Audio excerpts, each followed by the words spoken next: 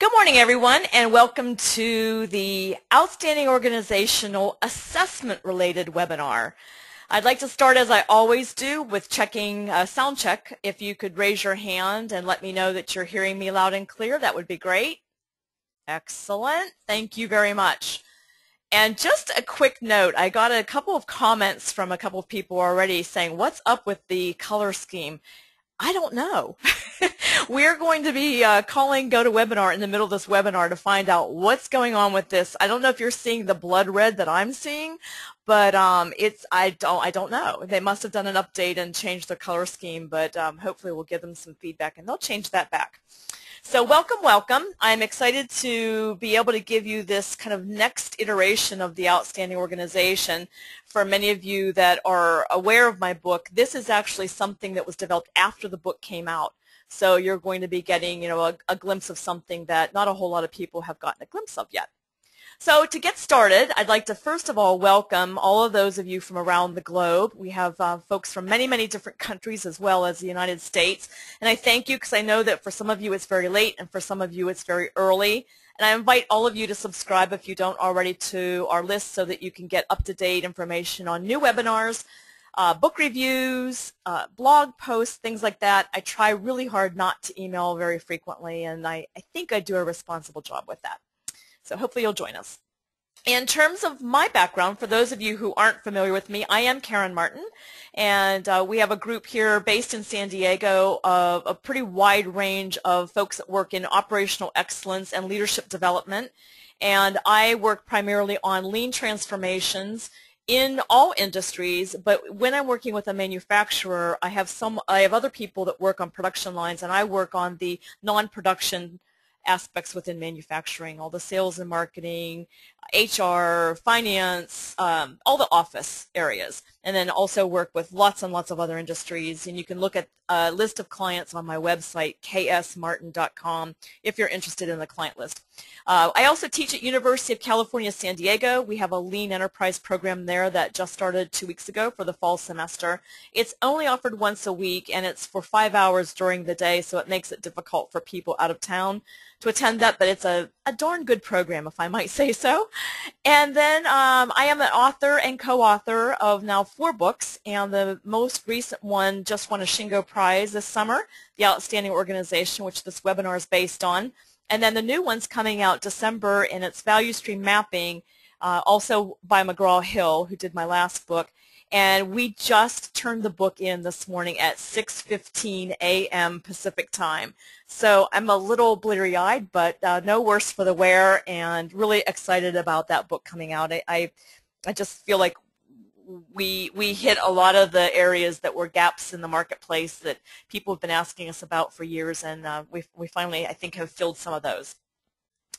In terms of upcoming webinars, I'd like to invite you, I strongly encourage you to come to the Value Stream Mapping one in October, but even more exciting than that, actually, is the next one, which is going to be an open forum, which I've tried a couple of times. What I want to do is have you set the agenda for that webinar. There's a growing movement in conferences that are kind of open agendas where the participants set their own agenda for the conference. I'd like to try the same thing for webinar, and I've gotten a few questions already from people that will help shape that agenda. You can bring anything you want to that webinar. You can ask in advance, you can ask verbally on the webinar. It could be a leadership problem you're having. It could be highly technical, like, how do you actually balance this kind of work using time. It could be anything in the area of leadership development, organizational performance, and lean practices. The next one, Plan, Do, Study, Adjust, will be December 3rd, and what we're going to do there is go into a very deep dive of what Plan, Do, Study, Adjust actually is, and where it came from, what people are doing with it, how it's evolving, all of that for those of you who are interested in really getting clear about the scientific methodology for problem solving. And then finally, year-end, December 5th, will be Hoshin Conry. It's how to create a strategy deployment plan for 2014 that will get results. Strategy deployment is really important for maintaining focus, which is one of the 4 behaviors in the Outstanding Organization that I believe is a foundational prerequisite for excellence and outstanding performance. So hopefully you'll join us for those. After the webinar today, all of our recordings are typically on 4 different sites: Vimeo, YouTube, SlideShare, and on the website, ksmartin.com. And you go either /webinars, or if you hit the home page, you can go to the Learn tab and then select webinars. And then the materials are also available on slideshare.net, but hopefully you've all gotten them downloaded from the website.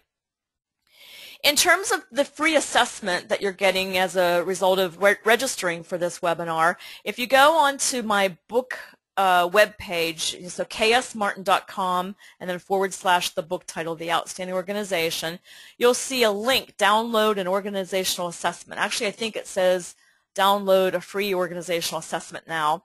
And that's what you, oh no, I can't remember which way it is. But anyway, this is what you click, and that will give you an Excel tool that I'm going to go into today. You can click now if you want to and have it up and ready to use during the webinar, or you can do it after the webinar, either way.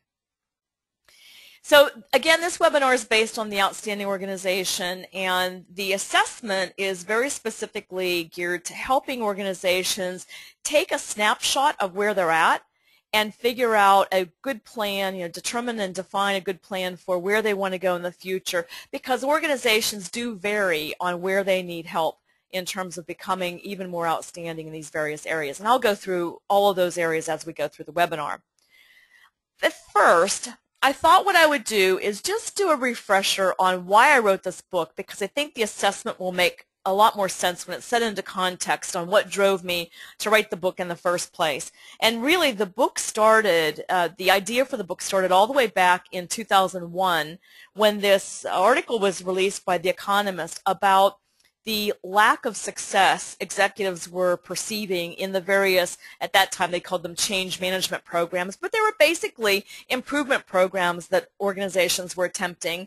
And the most shocking thing was saying that basically, 17% of them said that they found no success whatsoever with programs. And as you know, programs cost a lot of money, they take a lot of time, they involve a lot of effort, so this is a pretty sobering statistic. And only 20% of them said that there was lasting success from the work that they did. And that also is an incredibly sobering statistic. So that was in 2001, and they didn't offer a whole lot of suggestions at that point. It was just, this is the reality of what we're dealing with. Well, 10 years later, you would think we would have figured it out, but 10 years later, Accenture, the consulting firm, did a very similar study, also surveying executives, and they didn't find anything much different from what the Economist report was reporting. Basically, 69%, so almost 70% of the executives said that their programs needed a reevaluation, a restart, or a complete makeover. This is not good news. This is 10 years later. Executives are still woefully disappointed in what they're getting from these programs and these types of initiatives and improvement. So then I thought, okay, well, that's clearly something that we need to work on. And so I've been thinking about this, for 10 years. Why? Why is it that we're not getting any better at this? And there were some more statistics and data to add to the mix to give me, cause for thinking, and those of you on the line as well probably. One of them was in healthcare, which my foundation is in healthcare. I do only about 50% of my work now is healthcare, but up until 2001 it was 100% healthcare.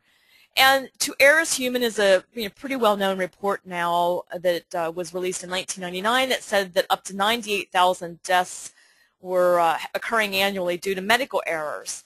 And so when that report came out, there was a bit of a flurry of people, thinking, wow, we've got to do something about this, which was, of course, the right response.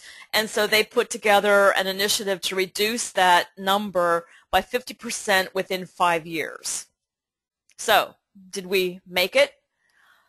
No, in fact, we did not make it. In fact, in the U.S. it's looking as though things were actually much more dire than originally thought.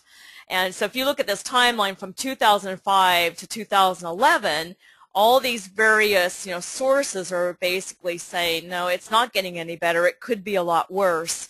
And there certainly isn't any discernible improvement happening up to this point.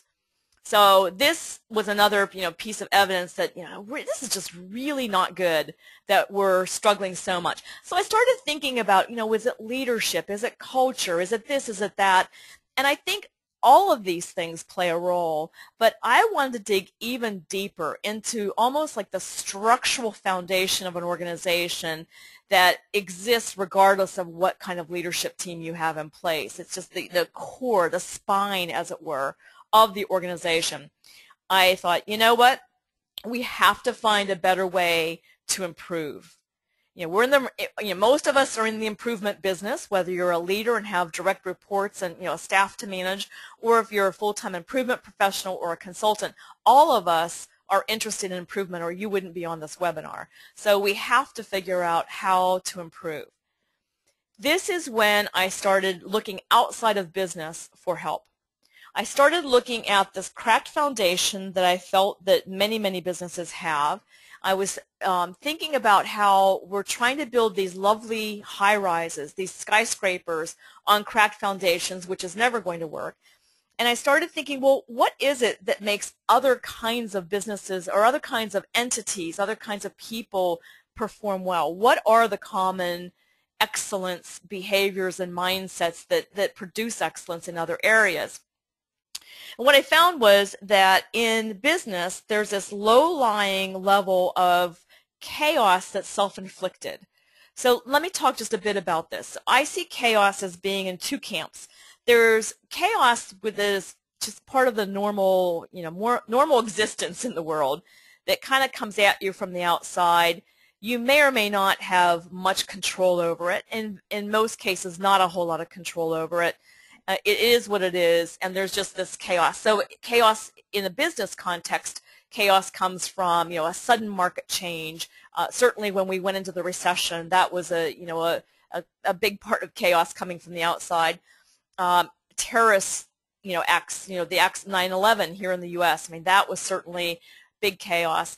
Weather phenomenon, where there's suddenly a disruption in the supply chain, for example, due to weather. Those kinds of things are external to an organization that cause chaos. That's not the kind of chaos I wanted to focus on in writing the book. What I'm focused on is the self-inflicted chaos that I don't see other high-performing entities and other high-performing individuals dealing with and having to deal with.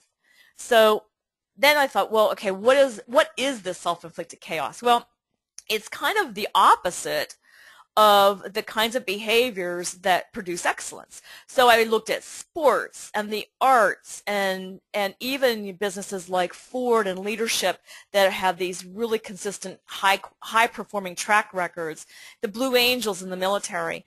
These are all examples of people or organizations that have consistent excellence. Toyota, of course, is the one that's the foundation of lean that has that level of consistency.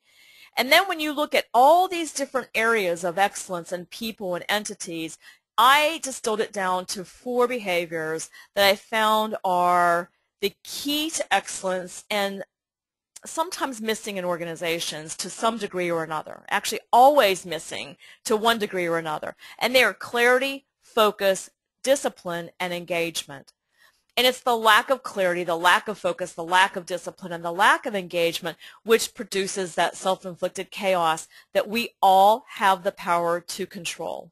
So the self-inflicted chaos we can do something about. So let's take them one at a time. Very brief overview here before we get into the assessment. Clarity. So in the book, I talk about clarity. Actually, I wanted to have an entire book on clarity, and I didn't successfully sell that. They wanted all 4 in one book. But I do believe that there's enough to talk about with clarity that it could easily fill a book, or if not 2. And that's because there's this level of ambiguity that I see in organizations, and you may experience as well, that's pervasive in many, many different areas. So when you look at even starting with organizational purpose and the vision, when I interview especially front lines and supervisors, I find that very often they don't really have a good handle on what the organization is there to do and why it matters, why their work matters in the big scheme of things. Very difficult to perform well if you don't know what your target is and what you're aiming for. Customers and products. I often find organizations, people in organizations, aren't even very clear on what exactly their product is. And I mean a good or a service when I use the term product. And for example, a lot of people think that the product is in the case of manufacturing, is the physical item that they produce and send to a customer.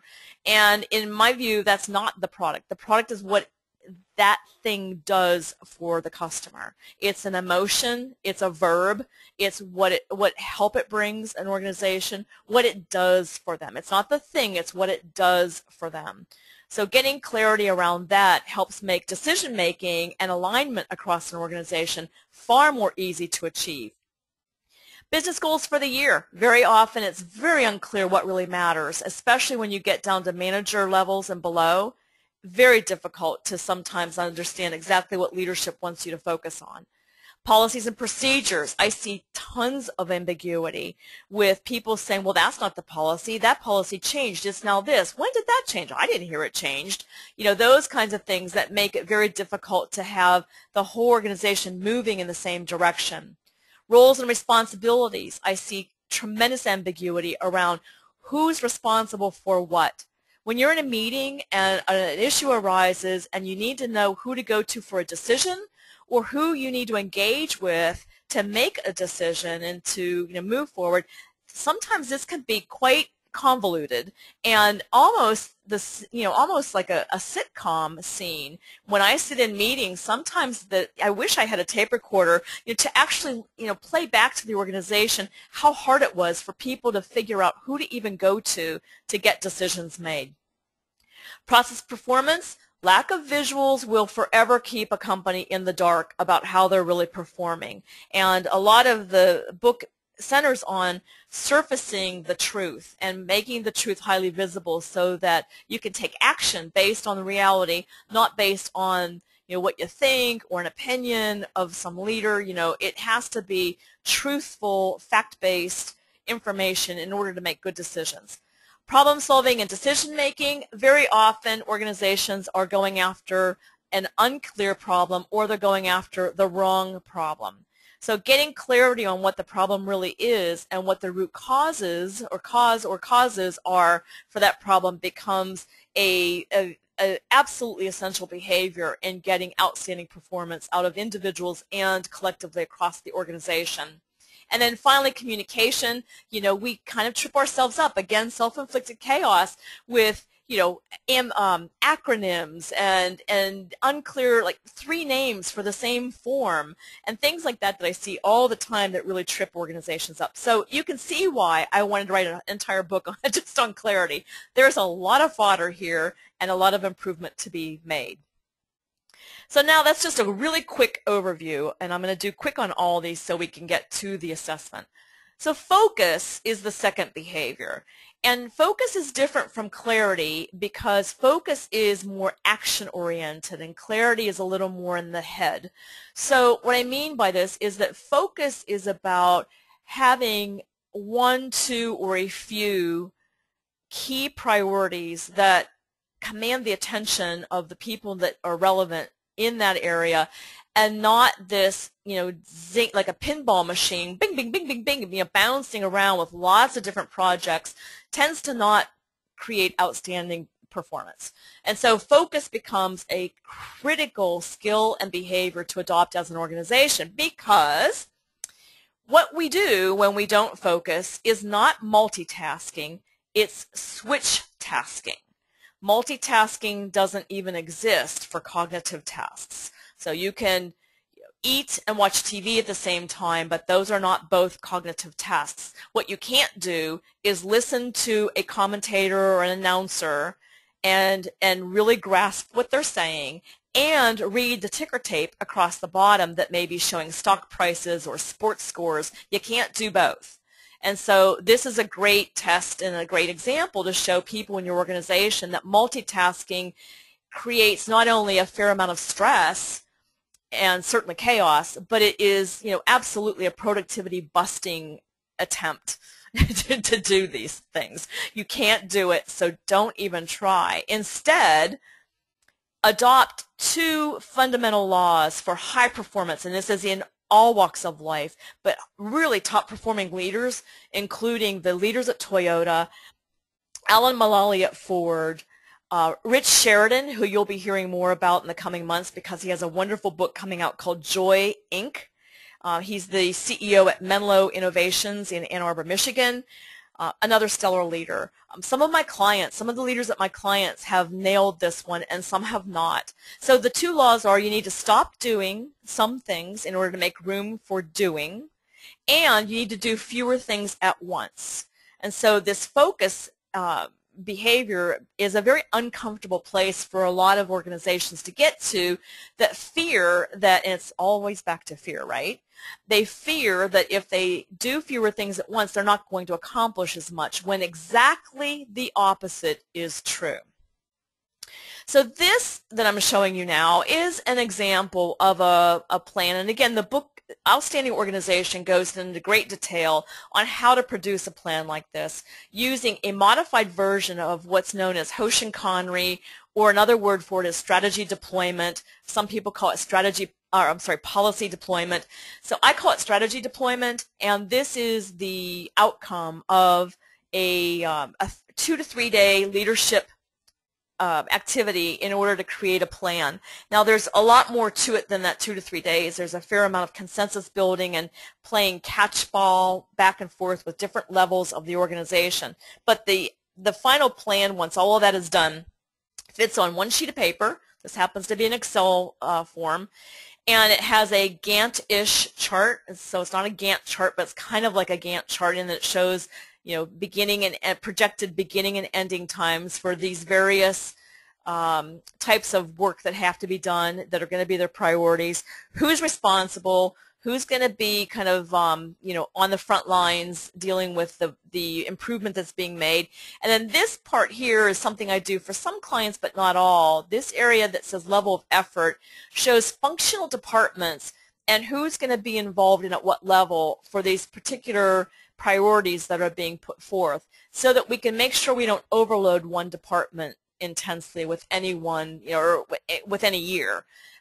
Certainly organizations have limited numbers of resources, and people need to be able to, you know, handle what's coming at them in a good way and not, you know, have a implosion situation on your hands. So this is a bit of a plan that would come out of a strategy deployment type of effort. And one of the things that's important with this focus is that clarity does relate to this, in that you have to have an organization that has alignment around what matters and be very clear about what matters. And then the courage to actively choose to not do or not do now. It is, again, uncomfortable for many companies to take that first step. But once they take that step and see that they're able to actually finish in a high quality way everything they attempted in one calendar year or one fiscal year, versus their history of perhaps and often not getting even half of those projects done, you know, that's a pretty compelling reason to then keep doing it and to reduce even further the number of priorities for one fiscal year. And the commitment to follow through on the plan occurs through, again, these behavioral patterns of monitoring the plan, adjusting the plan as needed, and going through PDSA, PDCA on a regular basis, plan, do, check, act, or plan, do, study, adjust. So then the next area is discipline, and you'll see how these all play together. So discipline, what I just described for these regular meetings, going over the plan and going through those regular PDCA, PDSA cycles, that is all instilling discipline into the organization, which many organizations lack tremendously. So PDSA, continuous improvement, becomes the spine that helps bringing discipline to an organization, as well as some of the other areas, like, for example, you know, having meetings that all have an agenda that's distributed in advance, that the right people are at the meeting, they start and end on time. All those types of things are other types of discipline. Project management, for example, another area where there needs to be a standardized approach to how an organization handles projects and a very disciplined approach to getting projects completed. So the one thing to think about when you think, yeah, discipline, you know, that's, I don't know, how are we going to do this, is think about, again, take your minds outside of business for a moment And think about other walks of life. So for example, in sports, athletes train, think about this, 90% of the time for only 10% performance. And frankly, these numbers can even be 95 and 5 in some cases. So you think about a football team, a basketball team, a soccer team, whatever, and how much of the time they spend on the field practicing versus in game mode. It's, a very interesting split between this training and practicing and performing. Now you go to business and we train and practice only a fraction of what they do in other walks of life, and we're, on full throttle performance 99% of the time and think that somehow we're going to be outstanding at it. This is where it takes, some brave people in the organization to sit back and go, something's wrong with this picture and we need to make some adjustments in order to get to that next level of performance, which everybody wants to get to, right? So when you think about this practice idea, and I don't know how many of you have read the book, but in the book I talk about the research that shows that it's about 10,000 hours, and you've probably read it in things like Malcolm Gladwell's work and some of the other more recent works on the brain functioning in business and life. There's 10,000 hours of practice, which is the equivalent of about 10 years of work to become a true master and achieve mastery of anything, whether it's playing the cello, judo, tennis, singing, or becoming a high-performing organization. 10 years. So this isn't stuff that happens overnight, but you do start achieving results quickly if you're really committed to practice. So the thing that I find happening a lot in terms of training programs, for example, is that organizations think that they can throw people in a classroom and they're going to somehow get mastery, where in reality all you can achieve in a classroom, even if it has a lot of simulations and hands-on activities, is maybe up to beginning skill development. You're not going to get advanced skill development and mastery in a classroom. You're going to get that by doing in the real world. So helping the organization get more realistic about what it takes to achieve mastery is an important step for all of us to take. And reducing self-inflicted chaos by thinking that you can put people, here's an example, a belt program, like a Lean Six Sigma belt program, where you have 4 weeks of classroom perhaps. Maybe one of the weeks is lean, and it's just the lean, high-level lean tools. There's so much to learn about lean principles and practices that then this green belt comes out. They've done one project, and now the whole world views them as an expert and a master. And that's just not true. I mean, it's not even remotely true. And so helping the organization get more clear on what the expectations should be is an important step for all of us to take. True continuous improvement is a discipline. It is, going over and over and over, and once you get performance stabilized in an area that maybe had been problematic, then it's time to raise the bar and move into improvement mode. So problem solving and opportunities for improvement in my world are two different things. You can say that they're all problems, but problems have a sense of urgency that opportunities for improvement don't have. And you want to make sure you get those problems solved, deeply, and get to true root cause and solve them deeply, and then move into improvement mode where you're able to keep raising that bar, raising that bar, raising that bar. That's when you get the competitive edge against all of your competitors out there, and that's when things start feeling better in the organization, and that's when you are able to get the true creative potential of every worker deeply engaged, and that's when things start really starting to gel, is when you're able to raise the bar and not be constantly solving problems and constantly fighting fires. Discipline. It takes discipline. Takes a lot, but it takes discipline. And then Gemba, the whole habit of leaders going to the Gemba on a regular basis, that is a discipline. And it takes sometimes literally, going with the leaders and scripting them sometimes. I spend a fair amount of time with my clients understanding deeply why leaders are a bit gun-shy at going out and having to converse with the front lines, especially if it's a large company, it's a CEO, C-suite, COO, CFO, CIO. Talking to a frontline person in a big company, there's lots of levels of leadership and management in between, and it sometimes takes, hang on one second, there we go. It sometimes takes a fair amount of preparation and scripting, to help that leader feel comfortable going to the front lines. So you need to be patient and understanding that they're not used to talking with people at that level, and it's going to, again, take discipline and repeated practice to get them loving it, as most leaders do once they get used to it. There's just something very liberating and freeing by seeing the truth, and a lot of leaders are shielded from the truth, and going to the Gemba enables them to finally recapture that reality that most leaders want. Not all, but most do. All right, and then finally, engagement. In the book, I really had a hard time deciding whether engagement was a standalone behavior or if it was a follow-on behavior that happened once you set the conditions of clarity, focus, and discipline, and you get those behaviors built into the DNA of a company. And I'm still not 100% sure. I think it's a little of both. So as a follow-on behavior, if you are truly disciplined, and if you are using the lean improvement tools, practices, and principles the way they are intended, you will not be able to, it's like you can't not get engagement. So double negative there. You can't not get engagement. Engagement is a natural byproduct of people being involved in decision making and using their creative potential to make improvement, and being engaged in the decision making around priorities for the year. All those things are a natural byproduct of these kinds of practices, principles, and tools that Lean has brought to us, that are not just Lean tools, but in the Lean umbrella are the full set of what Lean is, not just the tools. And so Lean done right fuels that engagement, and then engagement accelerates transformation.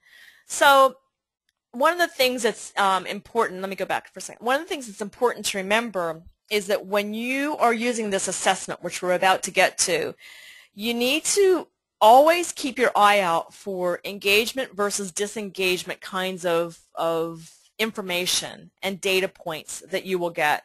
Because when you take this, if you do this assessment the right way, you will get more information and more data than you ever thought was imaginable in an organization by listening to how people are really answering, reading between the lines, and if you're doing this in person, reading body language. So let's get to it.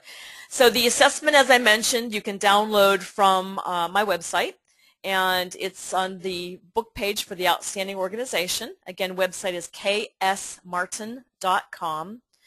And when you get that download, what you're going to see first, there's a couple tabs on this Excel file. The first tab is a set of instructions on, what to do, what the purpose is, how to go about it. I know you can't read this super well right now because it's smaller print, so I created a handy little overview for you. I'm going ahead 2 slides for a second. I'll come back. You're going to see a series of questions, and what I would suggest that you do is to read each question before you start doing this assessment, and make sure you know who you need to be asking the question of. So some of the questions are questions that people that supervise others should be asked. Some are questions for the front lines, some are questions for senior leaders, and some of them are physical environment questions. And so you have to figure out, who you're asking and how you're going to get the data that you need. It's not all the same for every question. And then I recommend that you ask at least 10%, if possible, of your department, division, your company, wherever you're doing the assessment, because it doesn't have to be the whole company, by the way. You can use this just for a department or just in a division. Wherever you have a sphere of influence, use it there. And aim for 10% of the people in that organization or that part of the organization. Now, if you have 100,000 employees, I'm not suggesting that you do 10% for this assessment. That's a bit much. But if you're in a smaller company, especially a really small company, make sure you get at least 10% to get a statistically valid sample. The other thing I wanted to mention is that this is not meant as an electronic, email exercise. It's really meant as a conversation. So this assessment you're about to see is not an academically rigorous tool that's been put through reliability and validity studies. That was never the intent. It's a trigger to have conversations and to help prioritize where you should focus. Period. End of story. That's all it is. It's a very powerful tool, but it's not a robust, academically sound tool. So if you have conversations with people, if they feel safe talking with whoever's having this assessment, giving the assessment, that is the best thing, because you'll get all kinds of extra information that's good data. If you feel like there's a high degree of fear, then you can do it anonymously through a survey tool or something like that, but you're going to have to make sure that you're sending these questions to the right people, and you'll have different pools of people that you're sending the different questions to. So make sure that you don't just throw this in an email and send it to everybody and say, here, complete it, because you'll get crazy results that are completely meaningless. All right, and then the other thing you should consider is, if you really want to get going on this and take it seriously, you might want to do some comparisons to look at differences that exist in the organization in the perceptions around clarity, focus, discipline, and engagement. For example, you might want to collect data by department and see if your departments vary, and I'll show you some examples of this in just a second. You might want to look at the level of employee, like what do the front lines think versus what leadership thinks. Often huge disconnect between the level of clarity leadership thinks they have and the level of clarity the front lines think the organization has, especially around specific issues. Geographic regions, you might want to see if you have different parts of one country or different countries or different regions of the globe that respond differently due to whatever variables that might exist. You might want to look at shifts. So I had one client where the third shift, actually I have a lot of clients that have shifts. Third shift always is the kind of the more problematic in terms of morale, absenteeism, feeling connected, because leadership's not necessarily all there during the third shift and all of those things. So they tend to be a bit of the forgotten people, and so you'll see typically and often lower results in terms of morale and things like that for those shifts. Contractors versus employees. Sometimes contractors have a remarkably different view of an organization than the employees do, and if they're contractors that reside in the company, it's an important difference to note so that you can bridge that gap and bring those two parties together. And then finally, I'd like to suggest that if you have a safe environment with some trusted customers and suppliers, that you ask them some of these questions and get some assessment so that you get a good baseline, and then you can make improvement and then go back and ask them the questions again. The whole purpose of this assessment is to get information so that you can make decisions to move forward, but getting that baseline is a handy way to be able to measure whether you've actually been successful in making improvement. So now I'm going back one slide to show you just a sample of a couple of the questions in each category, just so you can see that you will have different people that you're asking and different ways to ask the questions. So in this case, C1, for example, what percentage of the workforce can describe your organization's purpose and the value you provide to your external customers? So it's two questions in one, but you're going to get directional information depending on whether people can or cannot answer some of those questions. So the way to do that is to actually go and ask them the questions, not in a, don't put them on the jury seat and ask the questions. Ask them in a very safe, collaborative, curiosity-based way. You're going to be asking them all kinds of questions, and you might want to ask different levels of the organization the same question to see the differences that exist. Then here's another one. What percentage of the work areas have visual management in place? That's a matter of touring the operation and looking. It's not a matter of asking anyone anything. It's a matter of going and observing whether visual management exists or not. You see the differences there, right? So then here's another one of, let me get down to here. What percentage of new hires receive all the information, equipment, and supplies they need to be successful on day one? If you ask leaders that question, you will get a remarkably different answer than if you ask new hires that are, say, a month or two into their stay or even a week into their stay. So you want to vary who you're asking so you're getting good, true information that you can then take appropriate action based on. So those are just some examples. And just so you know, I collaborated with a couple people on this, including some professors at the local university, University of San Diego, in the industrial engineering department, and we ended up with a pool of, oh my goodness, it must have been 100 questions. And we tried to make this a really easy tool to use, and so we honed down to what we feel are the representative questions. Even though they don't ask everything and they don't address everything in the book by any means, they at least are representative and I think can give you a good idea of whether you've got a bigger problem with focus or clarity, engagement or discipline, etc.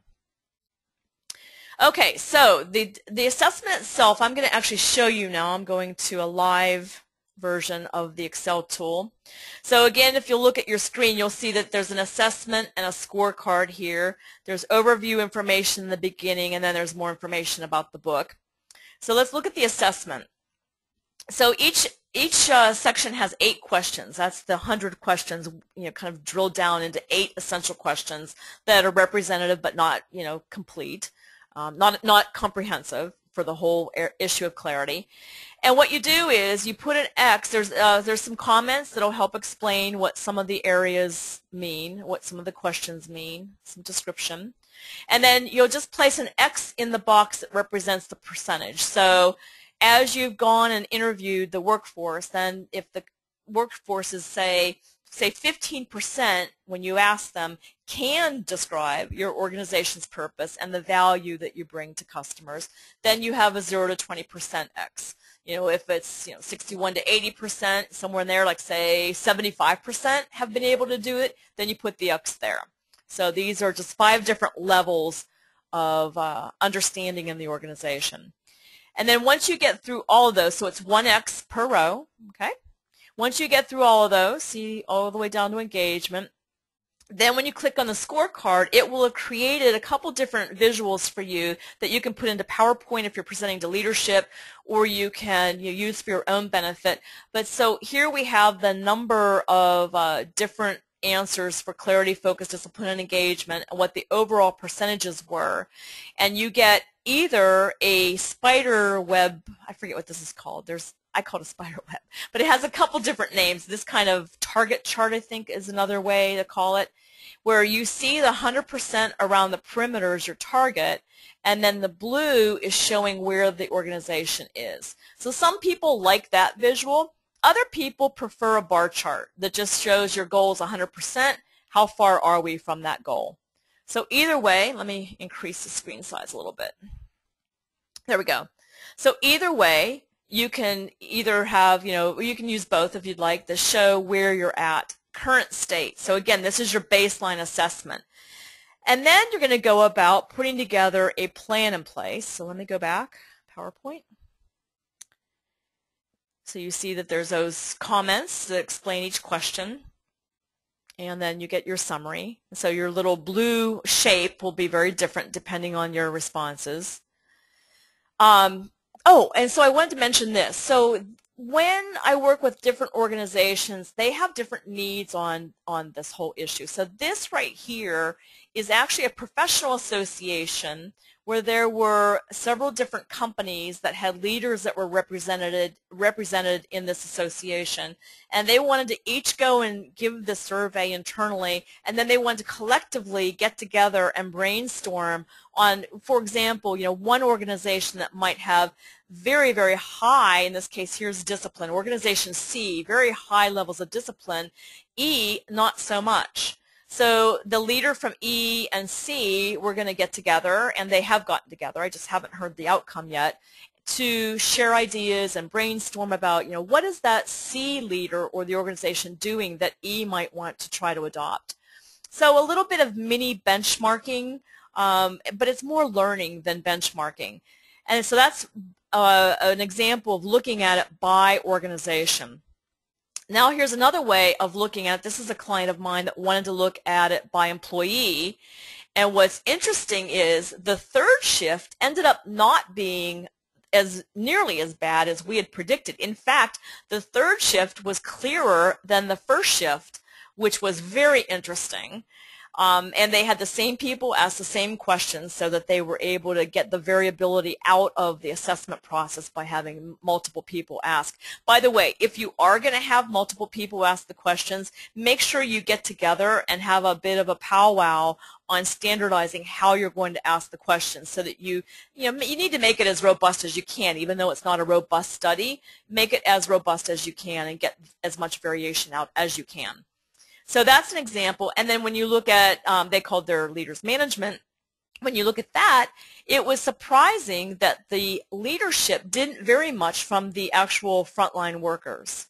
So this was an interesting aha for this organization to see that they were actually pretty aligned, even though they've got significant areas for improvement. And then this is another way that I've done this with companies where they wanted to do it by department, and we wanted to look at, which departments were, very strong, and we were hoping that one would really reveal itself. So on the strongest, clarity was by far the strongest, and on discipline was the lowest, so that's clear. But there wasn't enough variation within these departments that it caused the managers with all these departments to get together and explore what one of them might be doing differently than another one. So again, this is really a great little tool. As unsophisticated as it may be, it's a great tool for getting organizational learning and sharing ideas across the whole organization. So then once you do that, the next thing is going to be, well, so what are you going to do about it? Once you have this baseline, what are you going to do? How are you going to make improvement? And this is where I wish we had a day, because I'd like to go into details that are in the book about what you do. But basically, in this webinar, we'll talk about the plan itself and not the specifics of what will be done. So I recommend that you use, any kind of action plan format that you may already have. And if you want this, you can email me and I will send it to you. But this is just a basic. I have probably 10 different formats I use for different clients and different purposes. This particular one has a plan owner and maybe a team that's going to be leading up this whole kind of mission to become outstanding. The date the plan was created, and if you're using it for version control, you can use version control there. And then some predetermined plan review dates, which I recommend you do at least monthly, especially in the beginning, to see how the organization is progressing. And then this target conditions column would house whether or not the item is going to address clarity, focus, discipline, or engagement. What is the specific action that you feel you need to take? Who's the primary owner, the sole owner for seeing that this happens, whatever this may be? When is the due date? So some of these will be year-long activities and ongoing activities. Some of them will have a clear start and end. And then there is an area where you can put an X, or actually you can color code the beginning and the end in this whole series of the whole span that you're going to be doing that particular improvement. And then you can put a circle for your planned begin date and an X for your planned complete date. And then you can put in actuals later to see where you actually ended up.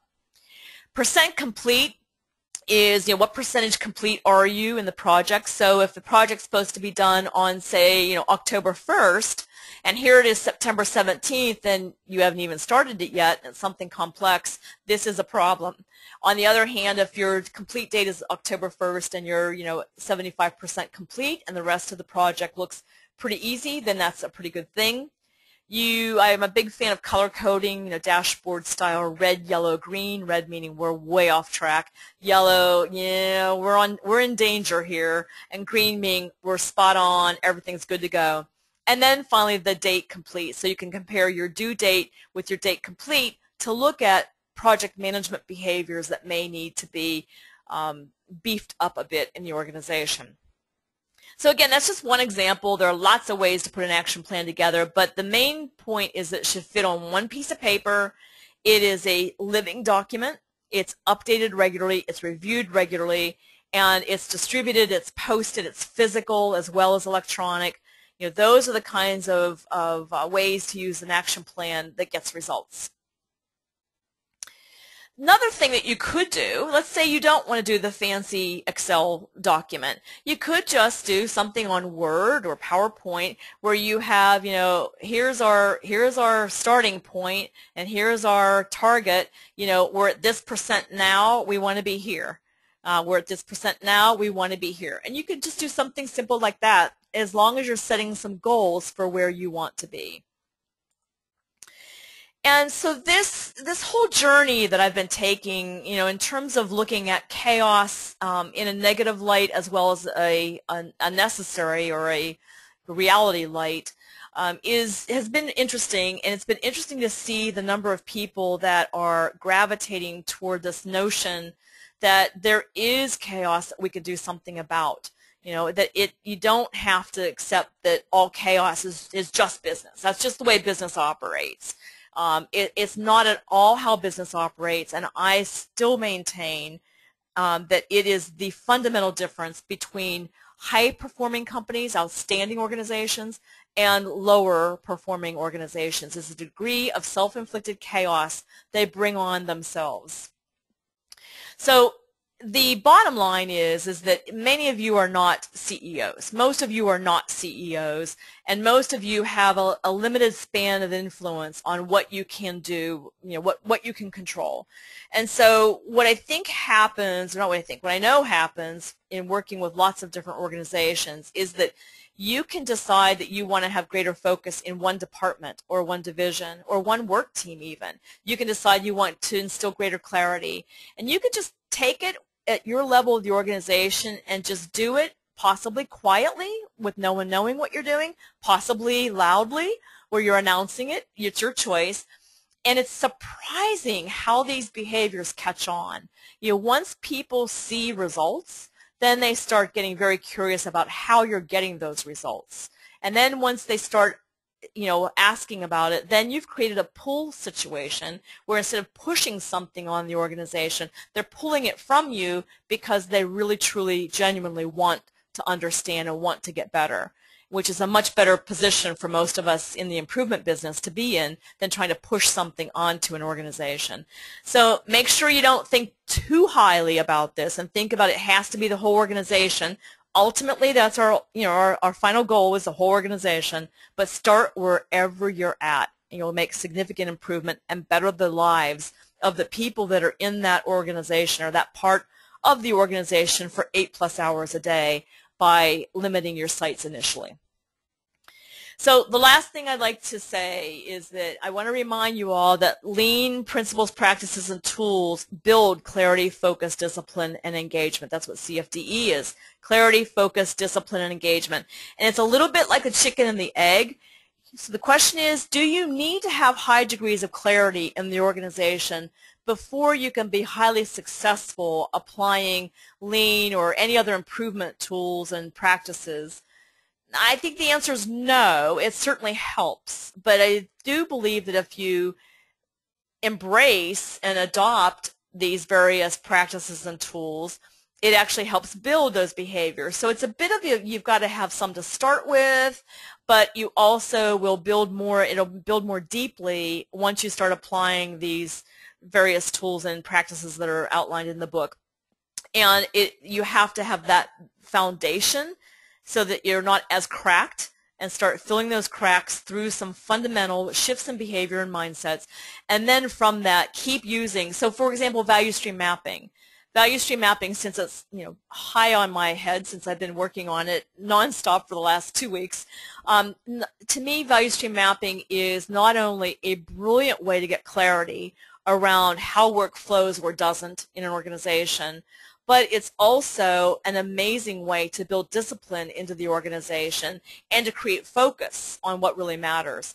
So, and then of course the engagement comes by just having the people that are making decisions involved up front and those that are doing the work involved in actually implementing tactical improvements after the plans are created.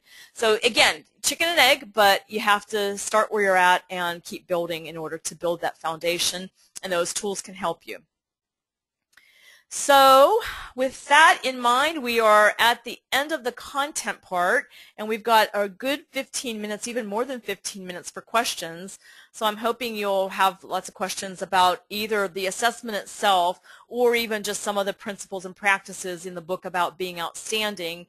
And then I also had one question come in that was from New Zealand. I don't remember the person's name, that I emailed back early today, which would have been the middle of the night your time, asking for a little clarification. So if that person's on the line, if you remember asking a question when you registered, take a look at your email and help me by clarifying a little bit in the question box now.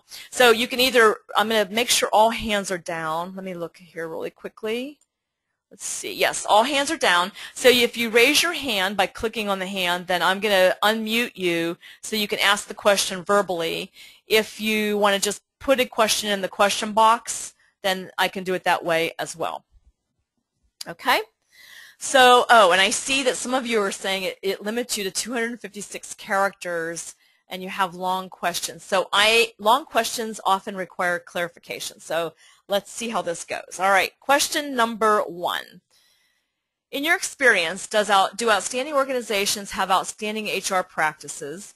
One example of an outstanding company or an example of a useful HR practice you have seen, please. Thanks in advance. Okay, good question. So yes, I think truly outstanding organizations are actually pretty outstanding in everything they do.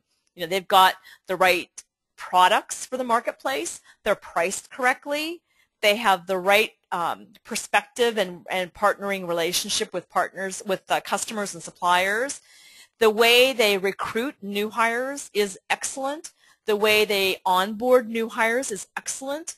The way they run daily operations from a procedural perspective is excellent. The way they challenge policies and shift policies when needed is excellent and outstanding. Outstanding. What am I saying excellent? Outstanding. So everything they do is outstanding. Now, a couple of the HR practices that I find are most useful. This is a sweet spot of mine, so I'm going to give a couple that I think are really important and are not done much. When a new hire comes on board, I'm a big believer that there should have been a checklist by all the parties that are playing any role in that new hire that's been done, and on day 1 when that new hire comes in, it is the best day of his or her life. They are welcomed with open arms, but more importantly than the kind of smoke and mirrors, how we treat you and how we smile and talk with you, is do they have all their tools that they need? Do they have a desk if they're going to be in an office? Do they have all of the technology pieces? Do they have their badges? Do they have all that stuff needs to be done before they walk in the door. I don't buy this thing about, well, they may not show up, so we're not going to do the work until they show up. No. Not acceptable. Everything needs to be done before the person comes in the door so they have a stellar experience and so you can get them productive as quickly as possible. So that's one thing. The next thing is, when it comes to performance reviews, I recommend that you get the book Joy Inc. That's I-N-C as an incorporation, Joy Inc. It's available for pre-sale now by Rich Sheridan, who is probably, of all the CEOs I know, there's probably about 5 of them that I'd say are stellar, and Rich is way at the top of those 5. And one of the things that Menlo Innovations does that's pretty crazy, actually, is very unconventional. They don't have an HR department. The employees themselves hire people. The employees themselves review people.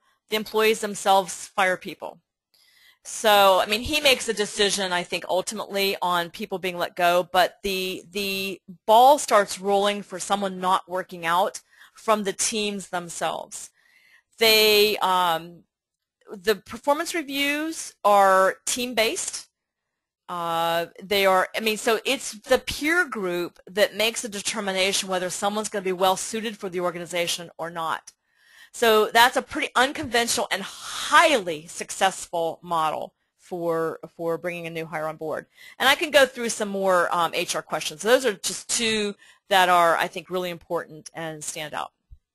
Okay, thank you very much, and feel free, Alejandro, to ask some more questions. All right, next question. How in a large organization where the management at the top make it clear in their strategy that lean behavior is the expectation, but the tactical deployment is misunderstood as it filters down to the front line, what starts out as pure becomes confused and ends up as a cost reduction program. Oh, that's not good. Not reinvested by using improvement but shedding staff. Oh my goodness. Wondered if you have experience and could share some insight. Yeah, I can actually. All right, so first of all, I'm a huge believer that when an organization is going to, quote, use lean, that there be a discussion all the way to the top on about what purpose. What do they want from lean? What do they think they're going to get from lean? Because what I find is most of the time leaders have not read all the books on lean. They aren't well schooled in what lean is. And so they see it as a process design exercise and often, sadly, a staff reduction exercise. And so it takes some, helping them understand that that's not what lean is and some education in order to get to the first point of now, is that what we want? You have to make sure they have the adequate information to make good decisions. And so then the decision is that what we want? If there is a reason to lay off that is valid, so there's a lot of invalid reasons. Let me talk about valid reasons. Valid reasons would be that 30% of your market share went away overnight because of whatever, new technology, a product had to be recalled, whatever. A competitor came in town and just stole all your market share overnight. I mean, those things shouldn't happen. If you're well run and you're outstanding, they probably won't happen. But when they do, an organization would be irresponsible to its shareholders to keep the high level of expenses on the books that they may currently have. And so laying off may become the only way to survive. If that's the case, I highly recommend that they lay off before they bring lean to the table if lean is new to them. And if lean is already in place in the organization, that you do the strongest communication campaign you've ever done to decouple lean improvement from the need for the layoff. You just have to decouple it so that they are viewed as much as possible that they're two completely different activities and they're not related. Now, in the case where it's a cynical workforce and they say, they don't view it as two different things, then you have to ask yourself, well, is that true or not? Because if it's true that they aren't and the layoff is a direct result of lean, then I would argue that, well, as a consultant, I'll tell you, I will fire the client. I mean, I leave the client. If they're bringing lean in and they're saying that they're not going to lay off and then they lay off as a direct result of lean, I'm gone. Now, those of you that are internal may or may not have the freedom to leave your employer if that's the case. So I have a lot of freedom, and I take a very hard line on it. So I guess I would ask, what has been done? Why is there a disconnect between the top who bought into lean for apparently the right reason and the people down at the bottom? I mean, why is leadership not fixing this problem? And saying, no, we're not going to lay off. A commitment's a commitment. And so I guess I'm a little confused and concerned on why the front lines would not be behaving in the way that senior leadership has said the organization is going to behave. So I'll leave it with that for right now. And the person who asked this question, if you want to give me some more information, that'd be great. Okay, next question. Do you have the questions to ask listed separately so I can collect data to enter in the assessment, e.g. the comments in, yeah. So the question is, are the comments written somewhere so that it's a more extensive document? That's a darn good idea, Mr. Kim. No, I don't. But you know what? I'll get it for you. So I will get it for you, and I guess what we're going to have to do is everyone who wants this is going to have to email me. Give me a few days. I need to recover from turning a book in and getting up at 4 a.m. for the last 5 days and working 18 hours. Give me a few days, but I will put something together, and I'll send it out to all of you who want it. And Kim, if you have any specific ideas on how you'd like that formatted, let me know. I mean, I'll format it, hopefully a pretty clear way, but let me know if you have any specific requests. And by the way, Kim is a hero. Kim helped us at the 11th hour with some mapping challenges for the graphics for our book. So thank you, Kim from iGraphics. All right, Dawn, not a question, a comment. CFDE may be improving until Deming's deadly disease, mobility of management hits. Now it's back to square one. Yeah, you know what?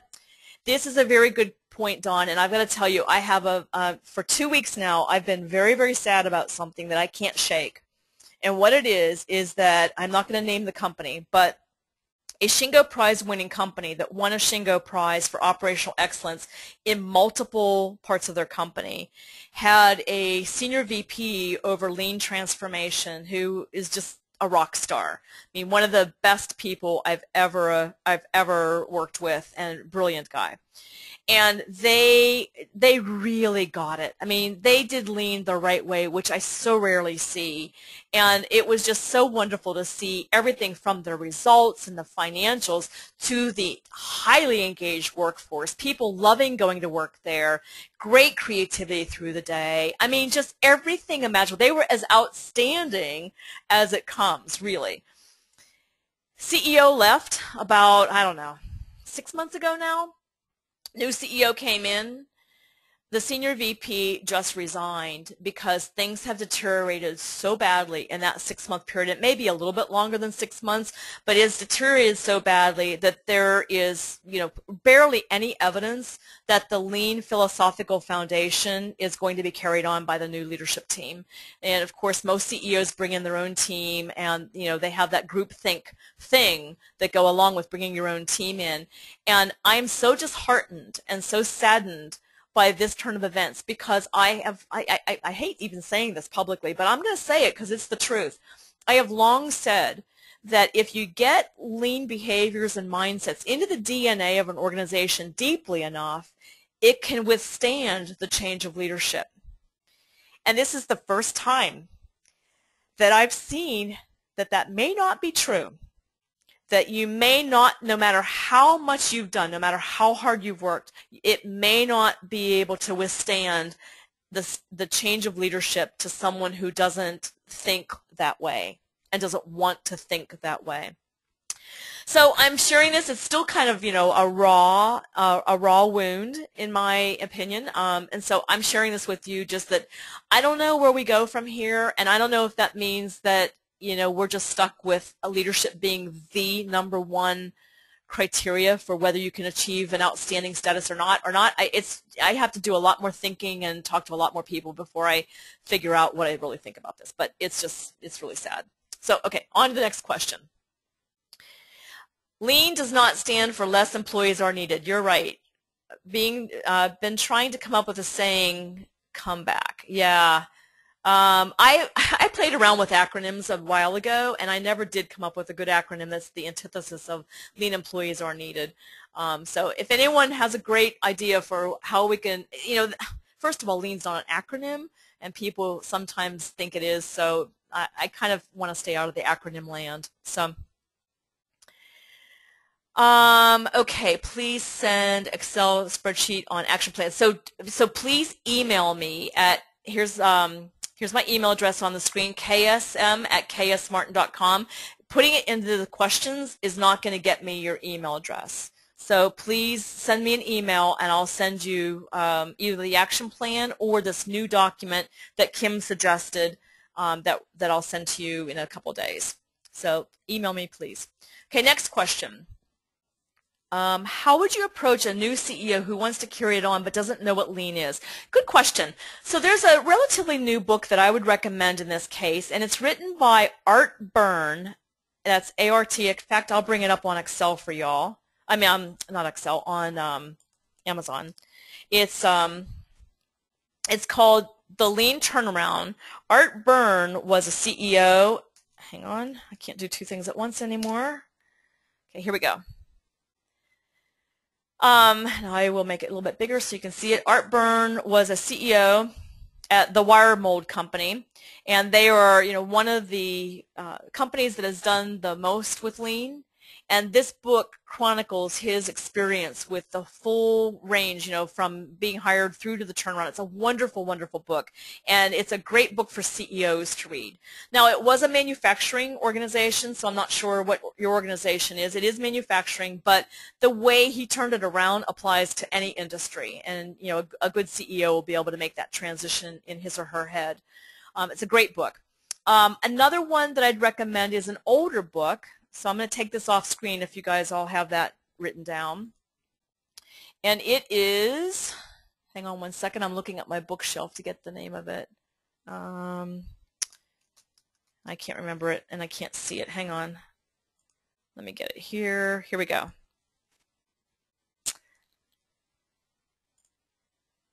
Okay, George Koenigsacker, Leading the Lean Enterprise Transformation. This is another one I'd recommend for CEOs. I mean, it's good for improvement professionals as well. A little bit older, but he, looked at how they did the transformation. Now, one caution on this book. This transformation that he talks about is a little bit before our most recent knowledge about the full spectrum of lean principles, practices, and tools. So you will hear a lot more toolsy stuff in this book.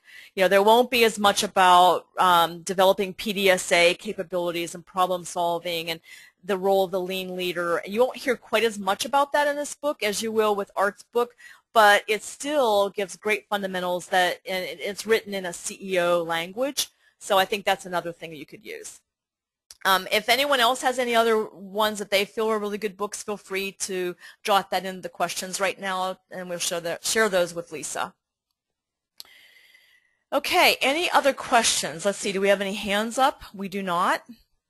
So if you could do me a favor, put your hand up if you're in the middle of typing a question so I know to hang on for a few more minutes, because if there are no more questions, then I will wrap the webinar. Any more questions coming in? Okay, so just a reminder that there are lots more webinars coming up through the end of the year, and if you subscribe, you'll get real-time information about those.